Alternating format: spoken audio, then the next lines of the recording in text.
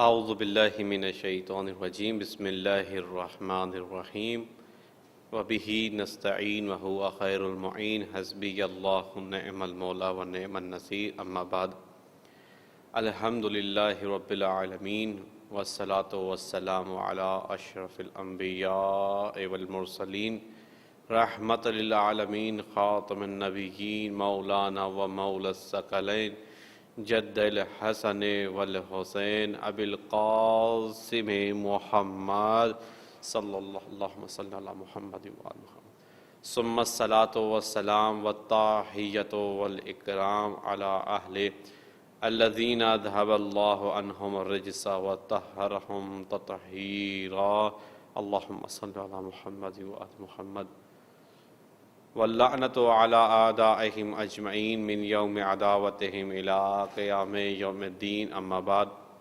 فقد قال الرحمن في القرآن بسم الله الرحمن الرحيم واعتصموا بحبل الله ولا جميعا ولا تفرقوا صدق الله العلي العظيم. عزیزان محترم سامعین کرام، عزاداران مولا حسین علیہ السلام، ہمارا موضوع قرآن اور اہل بیت، جس کے حوالے سے یہ تیسری نشست، تیسری مجلس عزا آپ پلیٹ فارم زہرا اکیڈمی سلام اللہ کے توسط سے سماعت فرما رہے ہیں.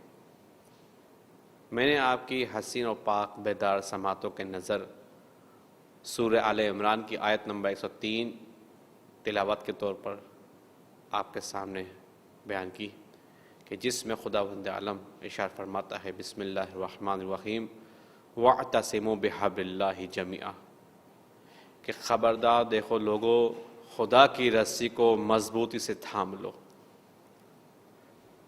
ولا تفرقوا، اور آپس میں فرقہ واریت میں نہ بٹ جاؤ. ایک سادہ سا پیغام کہ خدا کی رسی کو مضبوطی سے تھامنا ہے اور فرقہ واریت سے اجتناب کرنا ہے. یعنی اس آیت میں دو چیزیں ہمیں سمجھ میں آتی ہیں. ایک خدا کی رسی کہ جس کو تھامنے کا، پکڑنے کا، اس سے متمسک ہونے کا حکم دیا جا رہا ہے، اور دوسرا فرقہ واریت سے اپنے آپ کو محفوظ کیا جائے. عزیزان محترم، سوال یہ ہے کہ کیا یہ رسی اس عام رسی کی طرح ہے کہ جو ہمارے معاشرے میں، ہمارے زمانے میں پائی جاتی ہے، ایک خاص دھات، ایک خاص قسم، ایک خاص مادے سے تیار شدہ، یا یہ رسی جو الہی رسی ہے جس کے تھامنے کا حکم دیا جا رہا ہے، یہ کوئی خاص قسم کی رسی ہے؟ اس لیے کہ جب بھی انسان اس آیت کو سنے گا تو یہی سوال کرے گا کہ یہ رسی کہاں ہے، کہاں سے پکڑنی ہے، کتنی دیر تک تھامے رکھنا ہے، اور وغیرہ وغیرہ.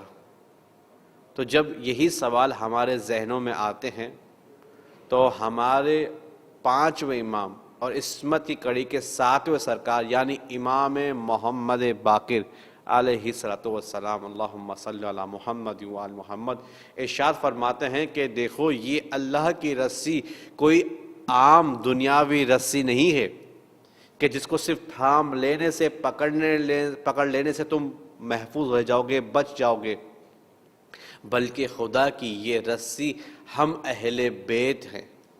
اگر تم ہم اہل بیت کا دامن تھام لوگے تو تم اس دنیا میں بھی کامیاب رہ جاؤ گے، آخرت میں بھی سرخرو ہوگے. یہ ہے اللہ کی رسی.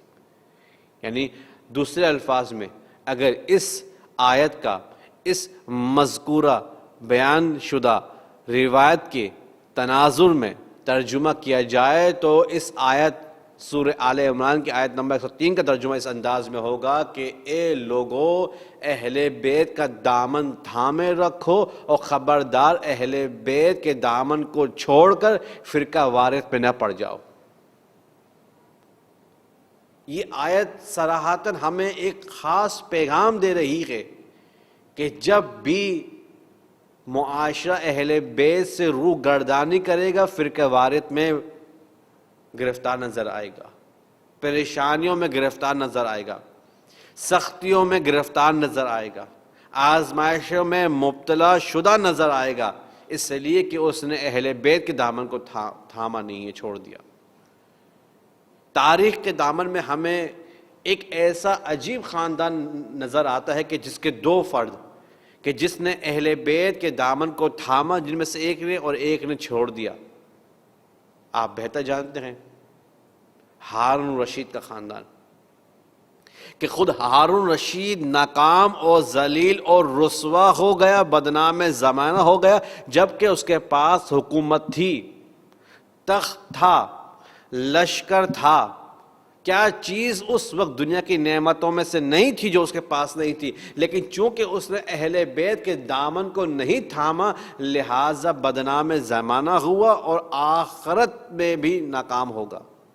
لیکن اسی کے برعکس ہارون رشید کے سگے چچا زاد بھائی جناب بہلول الدانا ظاہری اعتبار سے لبادہ جنونیت پہنا ہوا ہے، ظاہری اعتبار سے تنگ دست نظر آ رہے ہیں، اگرچہ تاجر تھے اپنے وقت کے، لیکن جب جنونیت کا لباس پہنا تو ظاہری اعتبار سے تنگ دست نظر آ رہے ہیں، تنہا نظر آ رہے ہیں، لوگوں نے چھوڑ دیا ہے، رشتہ داروں نے چھوڑ دیا ہے، لیکن چونکہ اہل بیت کا دامن کو تھاما ہوا ہے، لہٰذا آج بھی جب بھی ان کا نام لیا جاتا ہے عزت و احترام کے ساتھ نام لیا جاتا ہے۔ یہی پیغام ہے قرآن کا کہ وَاعْتَصِمُوا بِحَبْلِ اللَّهِ جَمِيعًا، کہ اہل بیت کے دامن کو تھام لو۔ یہاں پر میں اپنی بات کو مزید آگے بڑھاؤں گا اس آیت کے سہارے سے، کہ اللہ تبارک تعالیٰ اپنی کتاب لا ریب قرآن مجید میں ارشاد فرماتا ہے، بسم اللہ الرحمن الرحیم، وَمَن يَبْتَغِ غَيْرَ الْإِسْلَامِ دِينًا، کہ جو بھی قیامت کے دین اسلام کے علاوہ کوئی اور سا دین لے کر آئے گا، فَلَن يُقْبَلَ مِنْهُ، خبردار وہ اس خوش فہمی میں نہ رہے کہ اس سے وہ دین قبول کر لیا جائے گا۔ فَلَن يُقْبَلَ، کبھی بھی کسی بھی قیمت پر اس سے قبول ہی نہیں کیا جائے گا۔ ساری ریاضتیں، ساری انتھک محنتیں برباد ہو جائیں گی اگر دین اسلام کے علاوہ کوئی دین لے کے آئے گا۔ آیت کے بقیہ جملے وَهُوَ فِي الْآخِرَةِ مِنَ الْخَاسِرِينَ، اور وہ قیامت کے دن خسارہ اٹھانے والے خاسرین میں سے ہوگا۔ کون؟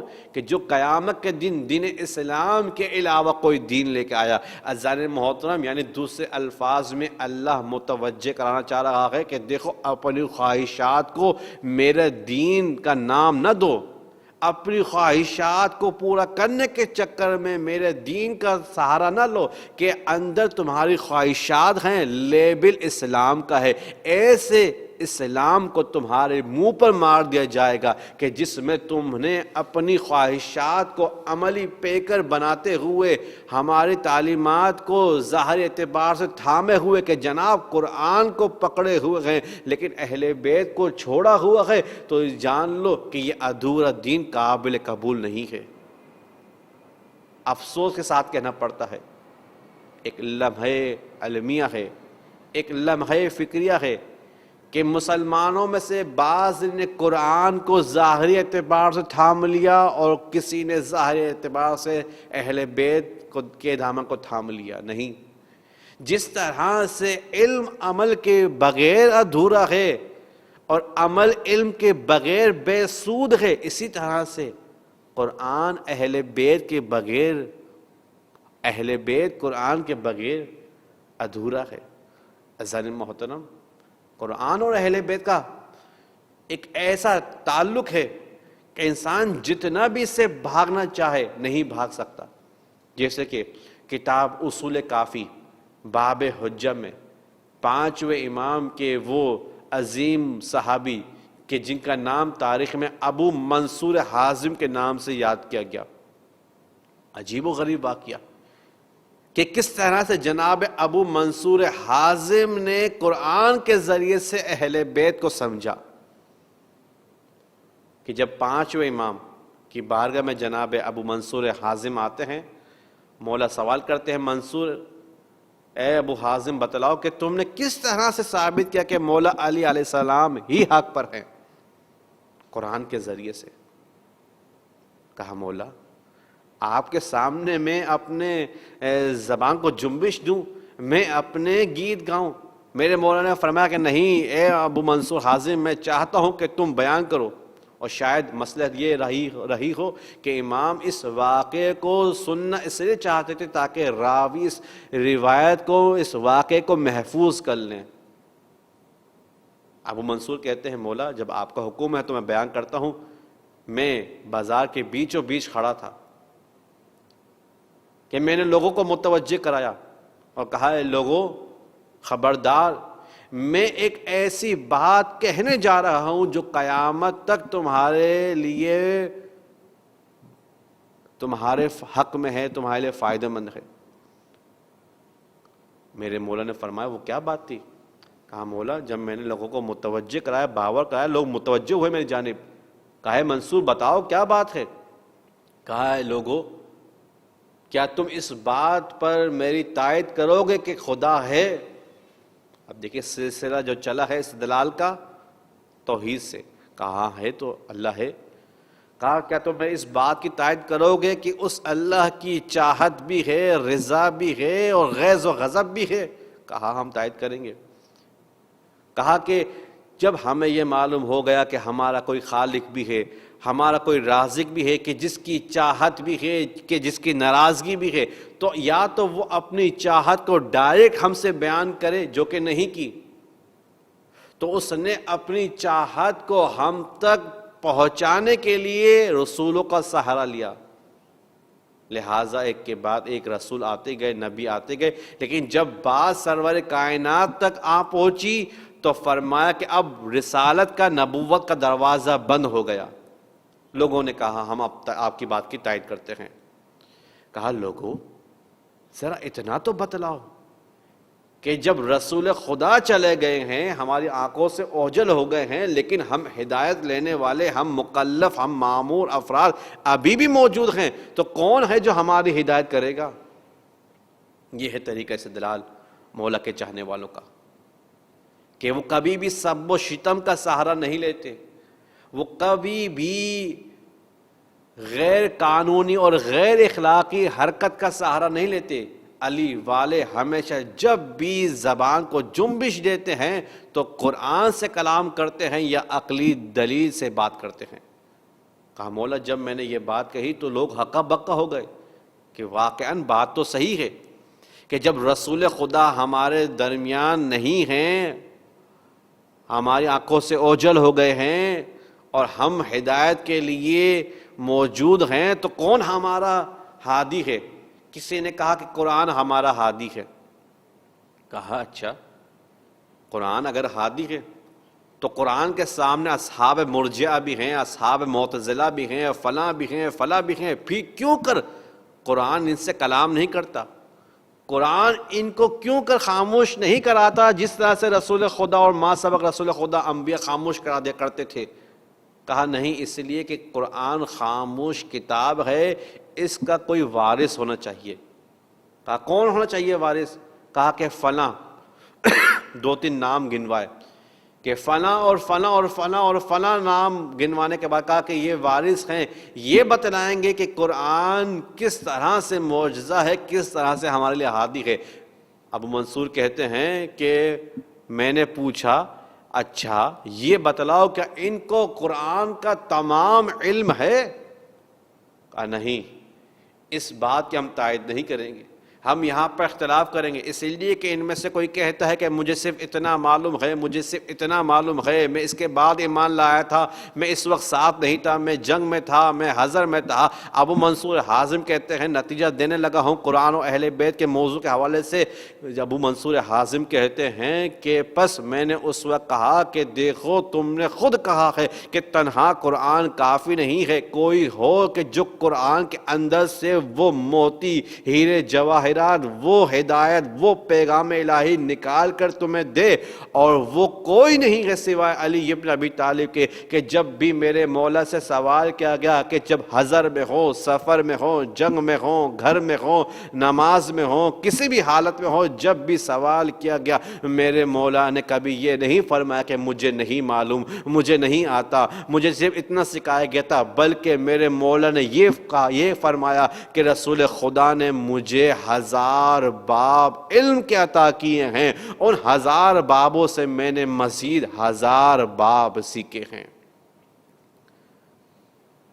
مولا جب میں نے یہ جملے ادا کیے، مجمع میں کوئی نہیں تھا جو میری بات کو کاٹ کر کہے اے ابو منصور حازم نہیں، یہ بات غلط ہے، علی کے علاوہ اور بھی کوئی ہے جو یہ دعویٰ کرتا ہے۔ مولا کسی نے بھی دعویٰ نہیں کیا، لہٰذا مولا میری بات سچ ہو گئی کہ تنہا قرآن کافی نہیں ہے، قرآن کے ساتھ وارث قرآن کا ہونا ضروری ہے، اور وہ سوائے اہل بیت کے مولا علی کے کوئی نہیں ہے۔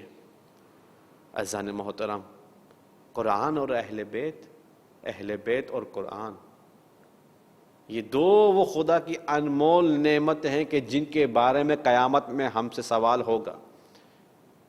چھٹے امام کی حدیث ہے غالباً کہ معصوم امام فرماتے ہیں کتاب منازل الآخرہ میں کہ قیامت کے دن کچھ چیزوں کا سوال ہوگا، جن میں سے کچھ چیزیں یہ ہیں کہ ہم نے تمہیں زندگی دی، ہم نے تمہیں جوانی دی، ہم نے تمہیں اولاد دی، ہم نے تمہیں مال دیا، ہم نے تمہیں قرآن اور اہل بیت جیسی عظیم نعمت عطا کی، تم نے کیا کیا؟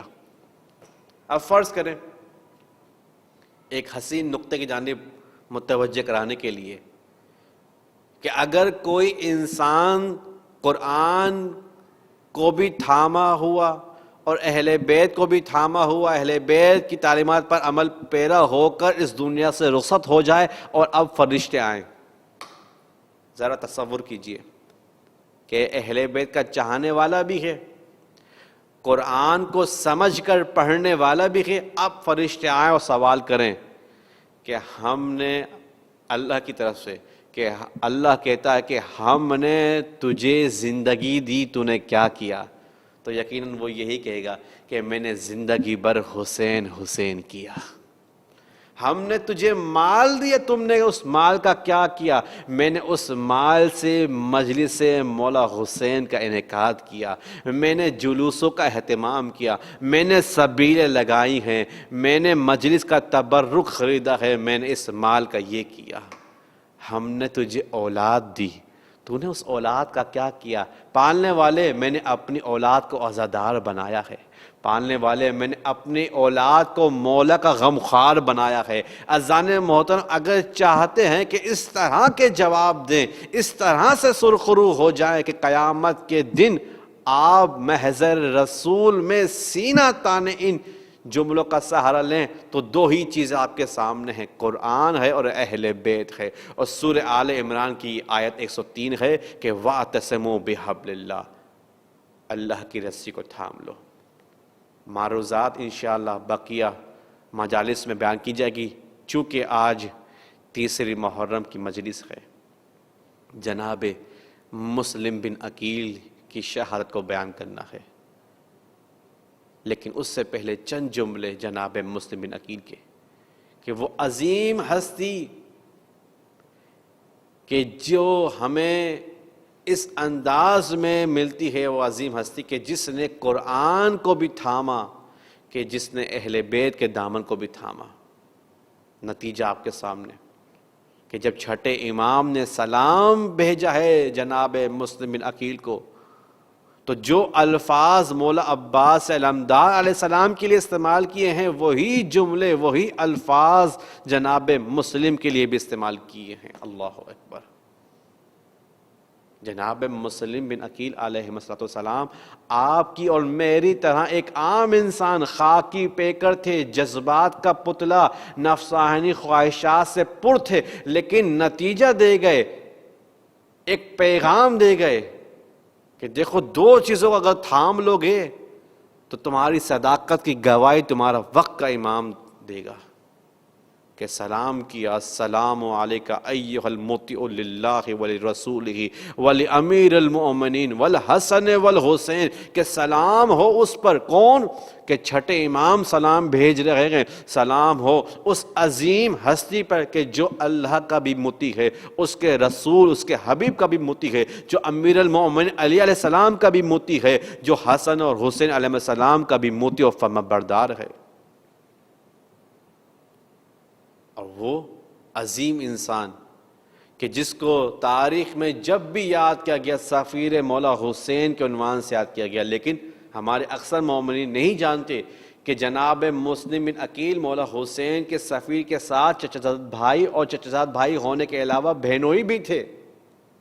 مولا حسین علیہ السلام کی ایک بہن جناب رقیہ جو جناب صحبہ سے تھیں، اور جناب صحبہ مولا علی کی کنیز تھیں، جناب صحبہ سے متولد ہوئی جناب رقیہ، اور جناب رقیہ کے شوہر ہیں یعنی مولا حسین کے بہنوئی ہیں، لیکن تمام تر جذبات کو، تمام تر رشتہ داری کو ایک طرف رکھتے ہوئے سفارت کا عہدہ اس طرح سے ادا کیا کہ تاریخ میں جب بھی یاد کیا گیا یہ نہیں کہا گیا مسلم کون؟ وہ جو چچا زاد بھائی ہے، مسلم کون؟ وہ جو بہنوئی ہے، نہیں، یہی کہا گیا مسلم کون؟ وہ جو سفیر مولا حسین ہے۔ یہ رشتہ داریاں کوئی معنی نہیں رکھتی کہ جب رشتہ داریوں میں سے ایک رشتہ اولاد کا، جناب نوح کی اولاد، کوئی فائدہ نہیں دیا، اس لیے کہ وقت کے ہادی کے خلاف آ گیا۔ جناب مسلم بن عقیل مولا حسین کے سفیر، بہت چھوٹا لفظ کہنے کو لگتا ہے، لیکن اگر اس کی تشریح کریں تو بہت بڑا لفظ ہے۔ کیا مطلب؟ یعنی سفیر مولا حسین، یعنی زبان جناب مسلم کی ہے لیکن الفاظ مولا حسین کے ہیں، ہاتھ جناب مسلم کے ہیں لیکن ان ہاتھوں پر بیعت مولا حسین کی ہے، جو چاہت حسین کا عکاس ہے، جو مشیت حسین کا مظہر ہے، کہ جس کے اندر مولا حسین ہوں، جو مولا حسین کی محبت کو سینے میں اور دل میں لیے ہوئے کوفہ میں آئے، وہ ہے سفیر حسین۔ اور پھر وہ واقعہ جس کو آپ اکثر مجالس پر سنتے ہیں، میں صرف اشارہ کر کے آگے بڑھ جاؤں گا اور ایک معنوی تبرک دے کر آگے بڑھ جاؤں گا کہ متوجہ ہوئیے اس امر کی جانب کہ جب انسان قرآن پر عمل پیرا ہو، اہل بیت کے دامن کو تھاما ہوا ہو، تو جہاں تمام انسان ہکا بکا ہو جاتے ہیں، حواس باختہ ہو جاتے ہیں، اپنا نام بھول جاتے ہیں، کب؟ جب موت کو دیکھتے ہیں قریب سے۔ لیکن جو انسان جناب مسلم بن عقیل کی سیرت پر چلے، اہل بیت کا حقیقی عاشق ہو، صرف چرب زبانی میں نہیں بلکہ عملی میدان میں عاشقان اہل بیت ہو، جب موت کو سامنے دیکھتا ہے، کہ جب امیر کہا گیا کہ تو نے امیر کو سلام نہیں کیا، تو نے عبید اللہ ابن زیاد کو سلام نہیں کیا، تو کہا کہ یہ میرا امیر نہیں ہے، میرا امیر تو حسین ہے، امیر حسین و نعم الامیر۔ یہ وہ جملے تھے تاریخ کے دامن میں اس طرح سے محفوظ ہو گئے کہ موت جس کو دیکھ کر اچھے اچھے اپنا حواس باختہ کر بیٹھتے ہیں، ایک دفعہ موت کا حواس باختہ ہو گیا، موت بھی پشیماند ہو گئی کہ میں کس انسان کے سامنے آ گئی، مجھے دیکھ کر بڑے بڑے زندگی کی تمنا کرتے ہیں، لیکن یہ عجیب انسان ہے کہ جسے دیکھ کر میں مزید جو مجھے دیکھ رہا ہے وہ مزید شہادت کی تمنا دل میں لیے ہوئے ہے۔ یہاں پر مزید میں جناب مسلم کی شخصیت کو ان الفاظ کے ساتھ اجاگر کروں گا۔ عزیزان محترم، آپ بہتر جانتے ہیں ایک انسان کہ جس کے دل میں احساس پدریت ہو، جو کسی کا باپ ہو، کسی کا بھائی ہو، کسی کا بیٹا ہو، تو وہ وقت آخر یہی فکر کرتا ہے کہ میرے جانے کے بعد میرے بچوں کو کیا ہوگا، اگر اس دنیا سے میں چلا گیا تو میرے بچوں کو کیا ہوگا، میری بیوی کا کیا ہوگا، میرے گھر والوں کو کیا ہوگا۔ لیکن جب حکم ہوا اے مسلم، مولا حسین کی جانب سے، اے مسلم، اے میرے بھائی، تمہیں کوفہ جانا ہے، تو کیا مطلب کوفہ جانا ہے؟ یعنی تمہیں ایک ایسی جگہ جانا ہے کہ جس جگہ کے رہنے والوں نے مولا علی سے بے وفائی کی ہے، مولا حسن کا ساتھ نہیں دیا ہے، یعنی تمہیں کوفہ نہیں، تمہیں موت کے منہ میں جانا ہے۔ لہٰذا مسلم عازم سفر ہو جاؤ۔ جھوٹی سی جھوٹی اور چھوٹی سی چھوٹی من گھڑک روایت بھی یہ نہیں کہتی کہ جناب مسلم نے کہا ہو کہ مولا مجھے معاف کیجئے، یا میں ایک شرط پہ جاؤں گا، آپ مجھے ایک دستہ عنایت کیجئے، آپ مجھے فوجی امداد دیجئے۔ تنہا جانا ہے، مولا جاؤں گا۔ پیغام پہنچانا ہے، مولا پہنچاؤں گا۔ برملا اعلان کرنا ہے، مولا میں کروں گا۔ اور وقت آخر بھی کیا خوب عہدہ سفارت ادا کیا ہے کہ جب دارالامارہ پر لے جایا گیا اور وقت آخر جب ہاتھ پشت سے بندھے ہوئے ہیں اور جلاد سامنے ہے کہ بس ابھی اذن ہو، دھکا دے اور آپ کو دارالامارہ سے گرایا جائے، اس وقت بھی اپنے اولاد کو یاد نہیں کر رہے۔ کسے یاد کر رہے ہیں؟ مولا حسین کو۔ دلیل السلام علیک یا ابا عبداللہ۔ وقت آخر بھی اپنی اولاد کو یاد نہیں کر رہے، اپنے بال بچوں کی فکر نہیں کر رہے، بلکہ مولا حسین کو یاد کیے ہوئے۔ مولا غلام شرمندہ ہے کہ آپ کو خط لکھ دیا، مولا یہاں آپ کے چاہنے والے نہیں ہیں۔ یعنی جناب مسلم بتلانا چاہ رہے ہیں کہ اگر دل میں سچی حقیقی محبت ہوگی تو جان لو تمہاری مال کا بھی، تمہاری اولاد کا بھی، تمہارے گھر والوں کا وارث وقت کا حسین ہے۔ مولا حسین نے کیا کیا؟ جیسے ہی یہاں سے سلام آیا، جناب مسلم کی بیٹی حمیدہ کو بلایا، جناب مسلم کی بیٹی عاتقہ کو بلایا اور سر پر دست شفقت رکھ کے بتا دیا کہ جو بھی قرآن اور اہل بیت سے متمسک ہو کر اس دنیا سے جائے گا، وہ یہ نہ سمجھے کہ اس کے جانے کے بعد اس کے گھر والوں کو کیا ہوگا۔ اس کے گھر والوں کے ساتھ یہی حال ہوگا جو ہم کر رہے ہیں کہ اس کی اولاد کے سر پر ہمارا دست شفقت ہوگا۔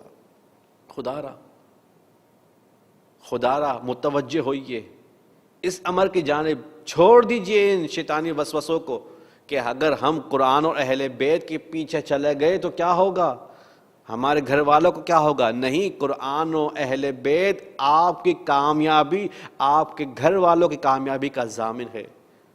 اور کیا کامیاب ہوئے جناب مسلم، اللہ اکبر۔ جب شہر کوفہ میں اعلان ہوا ہے کہ سفیر حسین آ چکے ہیں، لوگ جوک در جوک آتے ہیں جناب مسلم کے پاس۔ مسلم، آپ سفیر حسین ہونا، ہم آئے ہیں آپ کی بیعت کرنے۔ کم سے کم افراد 12,000، زیادہ سے زیادہ 30,000 افراد کی روایت ملتی ہے کہ 30,000 افراد آئے ہیں اور مولا جناب مسلم بن عقیل کے ہاتھ پر بیعت کی ہے۔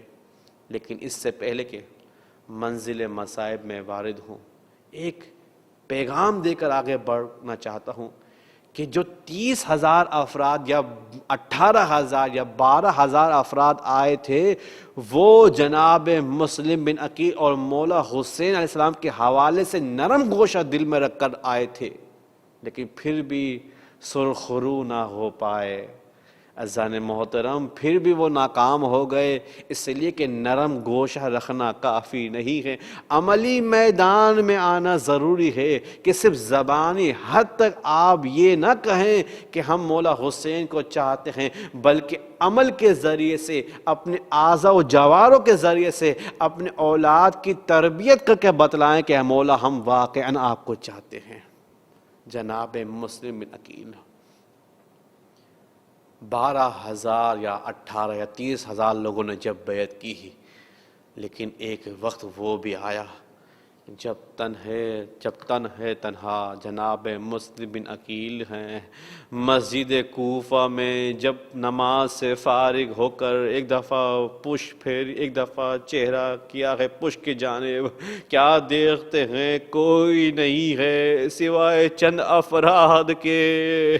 ایک دفعہ حقیقت ظاہر ہو گئی کہ یہ وہی لوگ ہیں جنہوں نے مولا علی کا ساتھ نہیں دیا، دیا تھا، جنہوں نے مولا حسن کا ساتھ نہیں دیا، اب ایک دفعہ متوجہ ہوئے ہیں اس امر کی جانب کہ کسی طرح سے مولا حسین کو خط لکھیں اور آگاہ کرے، اے آقا کوفے والوں کا دل آپ کے ساتھ نہیں ہے، اے مولا کوفے نہ آئیے گا، اس لیے کہ جانتے تھے کہ تنہا مولا حسین نہیں ہیں، ساتھ میں مستورات مولا حسین ہیں، وہ بیویاں بھی ہیں کہ جن کے کھلے سروں کو سورج نے بھی کبھی نہ دیکھا تھا۔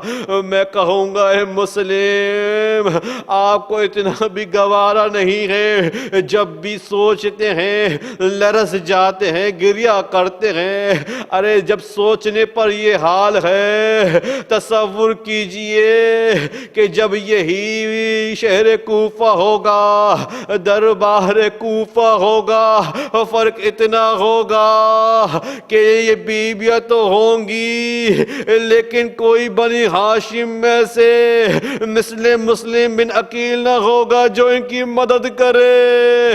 یہی سبب تھا کہ جب چوتھے امام کے پاس ایک شخص آتا ہے، کہتا ہے اے سجاد، آپ بنی ہاشم کے معلوم نہیں ہوتے، اس لیے کہ آپ سے پہلے اسی دربار میں کچھ روز پہلے ایک ہاشمی جوان آیا تھا، ہتھ اور بیڑیوں میں پیوست تھا، لیکن سر بلند کیے ہوئے کہتا تھا میری حسین، آپ سر جھکائے ہوئے گئے، سنیں گے کیا کہا؟ میرے مولا سجاد نے تڑپ کر کہا اے سائل تو نے انصاف نہ کیا، ارے ذرا میرے پیچھے تو دیکھ، میں تنہا نہیں آیا، وہ مسلم تنہا تھے، ان کے ساتھ مائیں بہنیں نہ تھیں۔ اجرکم اللہ، مولا کوئی غم نہ دے سوائے غم حسین کے۔ آ گیا وہ وقت کہ جب جناب مسلم کو قید کر کر دار الامارہ پر لے جایا گیا، جناب مسلم نے سلام کیا، ارے کوسوں میل دور سے مولا حسین نے سلام کا جواب دیا، آپ پر بھی سلام ہوئے مسلم۔ مولا عباس نے جب سنا کہ بیابان میں مولا حسین سلام کا جواب دے رہے ہیں، ایک دفعہ سوال کیا آقا کسے سلام کا جواب دے رہے ہیں؟ مولا حسین نے فرمایا اے عباس، کیا تم دیکھنا چاہتے ہو جو میں دیکھ رہا ہوں؟ اپنے ہاتھ کو بلند کیا، دو انگل کا اشارہ کیا، کیا دیکھا مولا عباس نے؟ ارے شہر کوفہ میں جناب مسلم کا لاشا ہے، ارے گلیوں کوچوں میں پھرایا جا رہا ہے۔ مولا عباس کو جلال آیا، جلالت کے انداز میں کہا اے آقا اس نے جہاد دے دیجئے، مجھے اجازت دے دیجئے، میرا بھائیا مسلم تنہا ہے، میری غیرت گوارا نہیں کرتی۔ میرے مولا حسین نے فرمایا عباس ذرا غور سے دیکھو، ارے مسلم کے لاشے کے پیچھے پیچھے ایک سیاہ پوش بی بی ہے، ارے فکر نہ کرو میری ماں زہرا بقیہ سے آ گئی ہے۔ میرے مسلم الا لعنت اللہ علی قوم الظالمین وسيعلم الذین أي منقلب ينقلبون انا للہ وانا الیہ راجعون۔ پالنے والے تجھے واسطہ چاہردہ معصومین کا، تجھے واسطہ پنجتن پاک کا، تجھے واسطہ مظلومت جناب مسلم عقیل باب الحوائج علیہ السلام کا، ہمارے اس قلیل سے عبادت کو اپنے بارگاہ میں شرف قبول عطا فرما۔ پالنے والے ہمارے ان اشکوں کے نذرانے کو رومال سیدہ کی زینت قرار فرما۔ پالنے والے دنیا میں جہاں کہیں بھی مومنین عزاداری میں مصروف ہیں، ان کی عزاداری کو ان سے قبول فرما۔ عزاداروں کو ہر طرح کی آفات اور بلا و مصیبتوں سے محفوظ فرما۔ پالنے والے وہ ہمارے مومنین بھائی جو اس سال ہماری صفوں میں نہیں ہیں، مولا کے عزادار تھے، عزاداری میں مصروف ہوا کرتے تھے، یقیناً ان کے درجہ بلند ہوں گے، مزید بلند سے بلند تر فرما۔ پالنے والے ہمارے مقدس مقامات کی حفاظت فرما۔ امام زمانے کے زہوم تاجی اور ان کے اعوان و انصار میں شمار فرما۔ ربنا تقبل منا انک انت السمیع العلیم بجاہ محمد وآلہ الطاہرین۔ ماتم حسین، ماتم مسلم۔